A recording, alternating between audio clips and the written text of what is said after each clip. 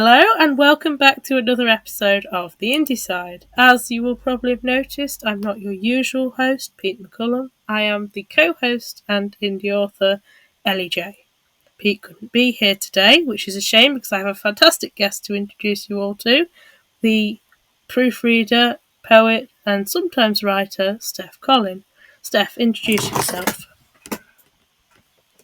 Oh, yeah, I'm Steph. I run Otter's Editing, my self-employed freelance business. I'm a non-binary and neurodivergent freelance editor. I work with indie authors in the fantasy, sci-fi, and LGBTQ genres, and I really enjoy editing. That's quite a long list of genres and businesses going on there. So, how did you get into editing? After the COVID lockdowns, I returned to college and joined a student-run magazine called Other People Magazine, and it's a creative magazine for poets and creative writers. And I ended up joining them. I fell in love with reading submissions, selecting them, and then working with the authors to edit their pieces to be published. After I graduated, I was really struggling to get a job in the current job market, and I decided to make my own path. So I spent a year on branding and marketing for Otter's Editing, and a year training in the UC San Diego copy editing program. So now I've completed all of that, and I'm open for business. Wow, I was going to ask about the market, and you mentioned the job market there briefly as well, and the struggle with finding things, because I get quite a lot of editors and proofreaders advertising on my newsfeed or reaching out to me or just letting me know that their services are available. So, do you find that market's quite crowded? Is it easy to find authors, or is that something you struggle with? The market for sure is very crowded, especially because everyone is on the internet all of the time, and it's global, so it's not just a local thing. Despite that, I think that you can stand out in the crowd. I think there is a lot of value in showing up as who you are and what you value about editing. For example, I am very against AI, and I don't work with AI generated texts or authors who are continuously promoting AI to use their work. I also don't like platforms like Upwork and Fiverr as a freelancer because they're just so crowded and the rates are so low that it really just is. You're not going to find any work.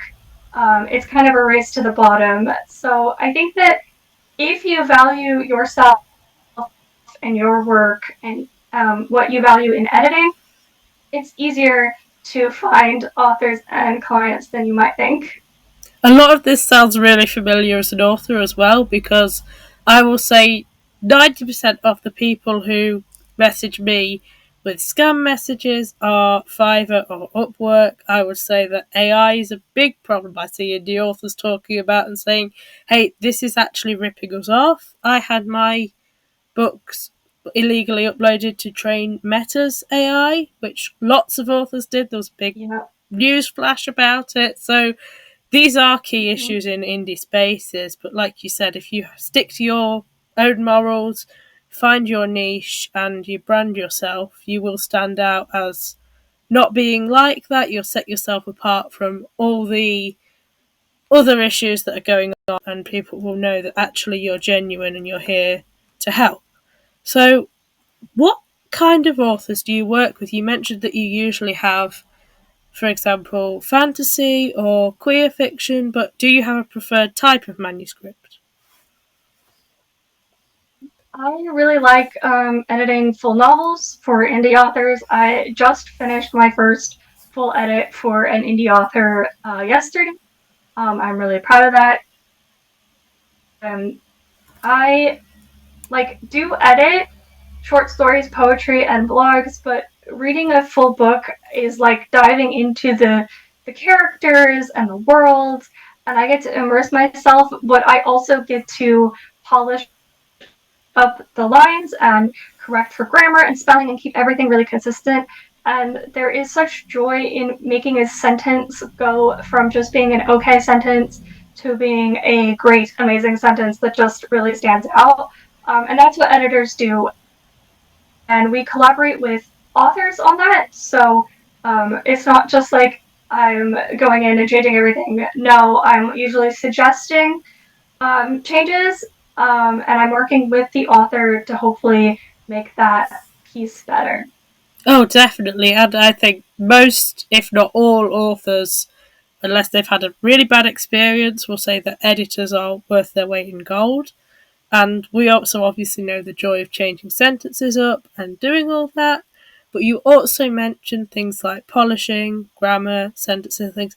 How do you keep those skills sharp? Because the English language is such a mess to go through. You have to be so on it to work those skills every day. Yeah, the fun part is that there's different kinds of English too. So I speak with an American accent, you can probably tell, and Ellie speaks with a UK accent or a European accent. And there's a big difference between American English and British English and even Canadian English. So it is very interesting to have to keep up with all of it and learn all of it. I personally do so by joining a bunch of editors groups. So I'm a part of the Editors Tea Club and the LGBTQ Editors Association. And there are so many learning opportunities between meetings, socials, conferences, classes. The biggest reason why I took the UC San Diego copy editing program was so that I could learn more skills. I did have experience from the magazine before, but I learned so much more than I ever thought I would just taking the classes for the program. So editing definitely needs work and learning and maintaining those.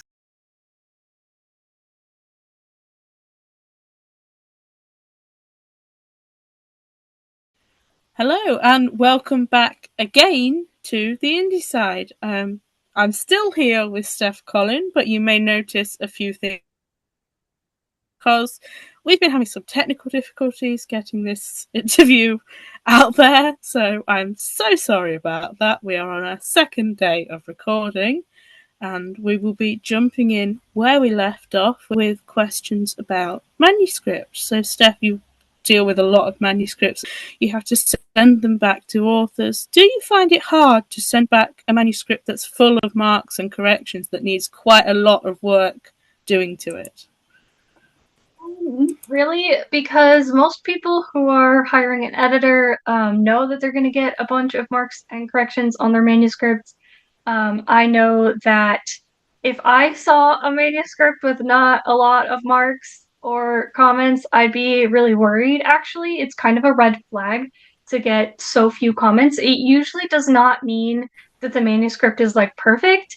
It usually means that the editor is not actually doing their job or has little training or experience in their job. So I feel like a manuscript full of marks and corrections is much better than a manuscript basically empty of that. I would have to agree because as an author, I know the drafting process is messy. Even when you're at the stage to be sending to editors, it is definitely not perfect. So if you were to send something to an editor with very few comments, especially if you were paying them, I would then worry that there's a professionalism issue. There's an issue that you're not getting the service that you paid for. My next question is more to do with how you're going to take your business forward, because I know you've recently done a lot of new branding things and work for artist editing, which is where you um, advertise for clients.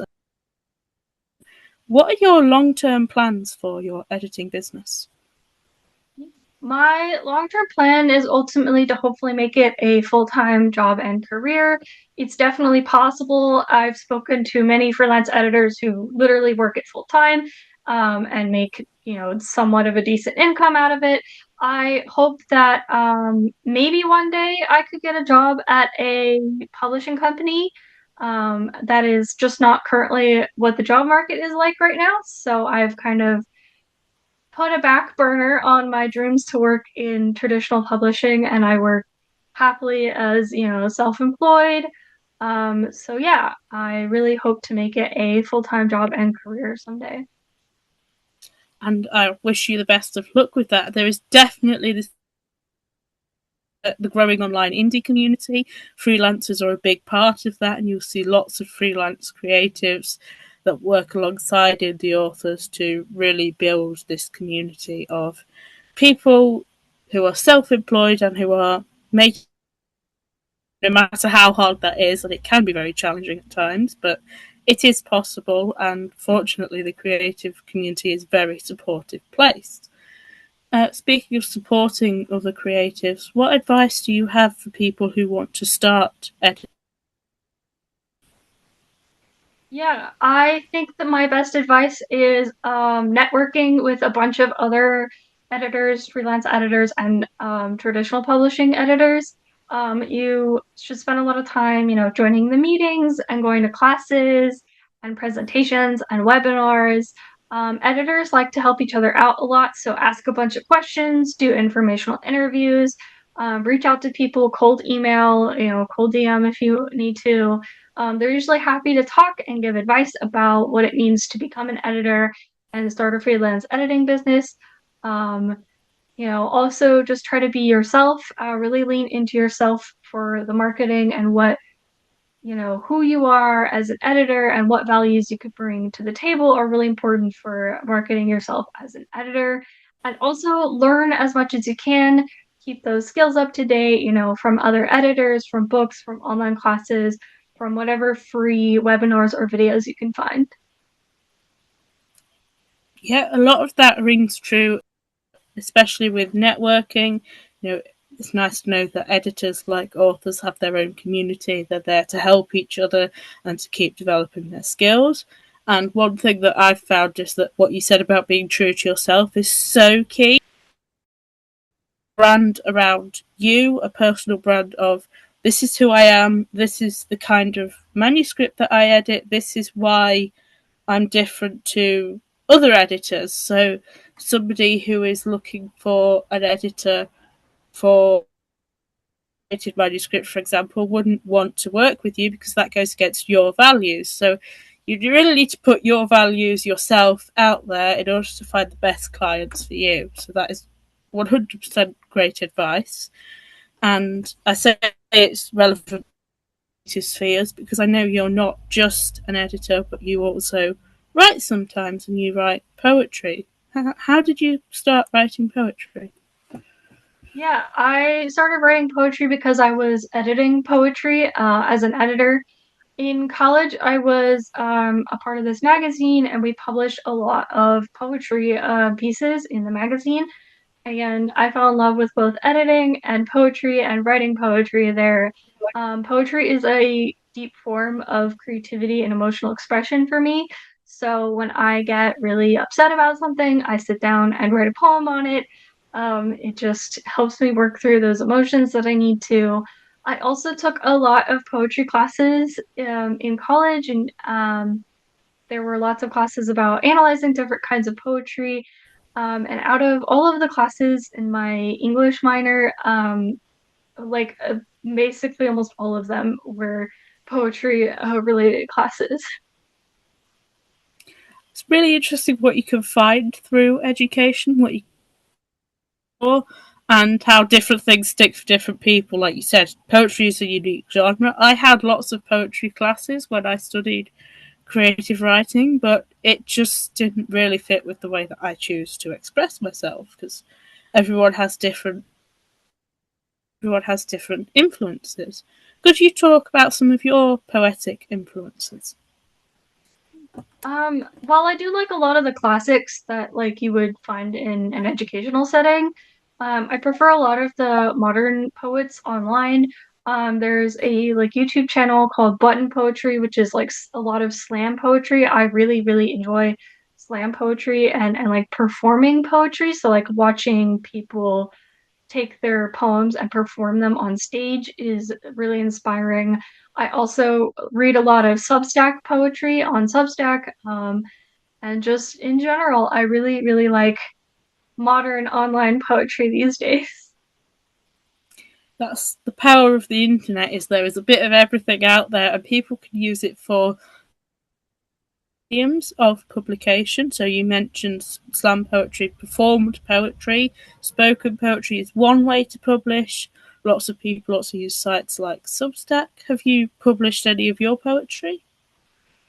I publish mostly on Substack and my website. I have submitted to a few magazines, but I mostly get rejections, and I also get kind of tired of waiting for those rejections. I just want to share my emotions and my feelings about how I'm dealing with something right now, so I publish myself. That is a big thing that we hear over and over again here on the indie side from people putting their own work out there, is that they don't want to bother with the rejections and just the time that can go into traditional publishing. They'd rather put their own work out there for everyone. And we will be sharing some of Steph's links below for you to see both her editing work, her poetry, and her website, so you can connect with her if you would like to. When it comes to your writing and putting it out there, is there a preferred style of writing? I don't really have a preferred style of writing. I kind of like to write in clear sentences or simple language. I don't really like flowery style like prose writing with a lot of descriptive adjectives. That's just not really my style. Every writer has their own style though, so it's not really about judging what is right or wrong or any of that. It's more about what you prefer as a writer and as an author. Absolutely, and there's no judgment here. Everyone's style is different, but I understand what you're saying. Sometimes you don't need to put as much language around it. A simple sentence can make the same point if it's well written and if the emotion, the feeling is behind it. Moving on now to what you're doing at the moment to keep yourself busy and what the future holds. Do you have any upcoming or recent projects that you would like to talk about? Yeah, I just finished, here it is, editing my friend's indie book. You can go buy it and read it. Um, so this I just finished editing. Second edition will be out soon. And I'm also writing a Halloween short story that will already be out by the time this is done. If you like horror and ghosts, I highly recommend checking out my website and my Substack for the Halloween short story that I will be posting. Well, it's very topical this time of year, and I'm sure there are lots of people who reads, especially short ones that they could just dive in and out of. And of course, it's always lovely to see an indie book in person on the indie side. So hopefully, there'll be lots of people who go and search for your friend as well and support both you and the author of the book.